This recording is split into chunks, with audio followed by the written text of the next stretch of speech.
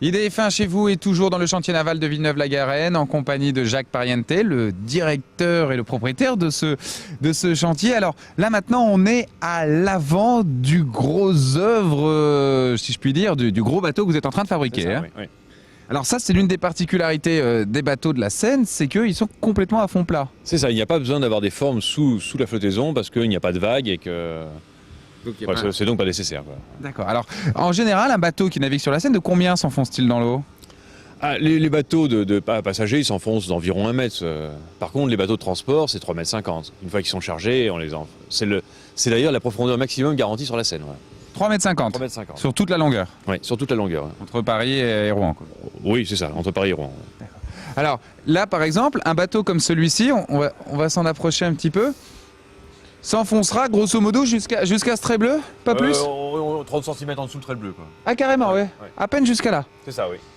Alors, À l'avant, on sera À 1,30 m à l'arrière, mais là, il n'y aura que 50 cm dans l'eau.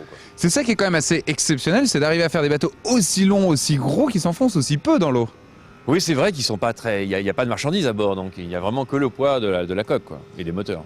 Oui, parce que finalement, c'est par rapport à la taille du bateau, tout le nombre de passagers, c'est insignifiant en termes de poids. Oui, le nombre de passagers, c'est très peu de choses. Ouais. C'est une dizaine de tonnes, quoi, de passagers, quoi.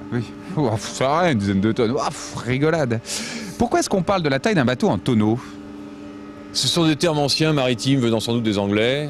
On n'en parle pas en fluvial. Ouais. En fluvial, on parle de tonnes. On parle de tonnes. On parle de tonnes, uniquement. D'accord, parce qu'il y a des différences. En plus, il y a un petit snobisme entre le marin d'eau douce, le marin d'eau de mer. Il y a tout un vocabulaire qui est vraiment différent et les mêmes choses s'appellent différemment entre le maritime et le fluvial, quoi. D'accord. Bon, alors je vais faire attention, essayer de ne pas faire d'erreur. On va aller découvrir le lieu où il y a les machines. Alors ça, c'est peut-être moins visuel à proprement parler, dans le sens où on peut peut-être moins se rendre compte à quoi ça sert. Alors, vous allez nous expliquer. Ici, on est quand même dans un lieu où il y a des machines, de grosses machines, qui permettent en fait, à partir de simples matières premières d'acier, de fabriquer un bateau comme celui-ci. Oui, on reçoit en fait que des renforts et des tôles. Et on découpe tout, on roule les tôles, ou on roule les profilés. Ça, par exemple, c'est pour rouler les tôles. C'est ça, oui. Pour faire prendre la forme qu'on veut à une tôle. C'est ça, pour en faire un arc de cercle. Voilà, par exemple, là, l'arrondi de l'avant qu'on voit, hop, il est comme ça. C'est ça, oui. Waouh. Ces machins-là, ça sert à quoi? Là, c'est un banc de découpage. Donc, on met un dessin, Ouais. et on a 2 chalumeaux qui suivent le dessin et qui découpent la tôle à la forme. Ah, c'est génial, ça. Comme une espèce de laser là qui passerait là. C'est ça, les plus modernes sont des lasers. Bon, là, c'est encore des chalumeaux parce que la précision n'a pas besoin d'être très Au millimètre près. Ouais, c'est ça. Ça, c'est quoi ce gros machin là? Donc ça, c'est elle sert à cintrer à former les tôles. Waouh. C'est-à-dire qu'il y a des tôles qui sont embouties comme un arc de cercle. Et cette machine-là, qui fait 200 tonnes, permet, avec un vérin, d'enfoncer les tôles et de faire des morceaux de sphère.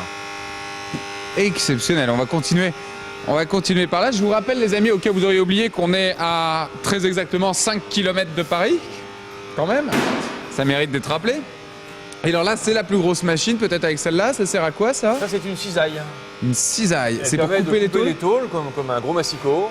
Des tôles de 4 mètres de long par 10 mm d'épaisseur. Et alors, est-ce qu'il y a eu une vraie évolution ou est-ce que certains des appareils qui sont ici sont là depuis près d'un siècle? Non, sont ce très ne anciens? sont pas des machines qui ont un siècle, mais des machines qui ont 20 ou 30 ans, quoi.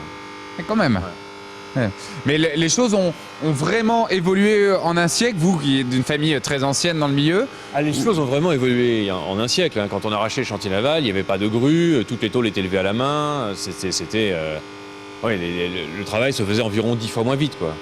Ah oui. Comme les tôles étaient levées à la main, elles étaient de petite taille, on déplaçait avec des tôles que d'1,50 m par 3 mètres, il fallait 6 personnes pour les porter. Voilà, c'était vraiment autre chose, quoi. Voilà. Alors aujourd'hui, sur la Seine, j'ai remarqué qu'on ne construisait pratiquement, on va se rapprocher un peu de la lumière quand même du jour, qu'on ne construisait presque plus qu'en acier.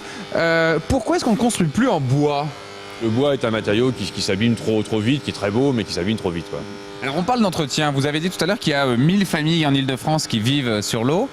Quand on vit à bord, que ce soit d'une barge ou d'un bateau autonome, il y a des exigences, il faut le ressortir de l'eau régulièrement, comment ça fonctionne?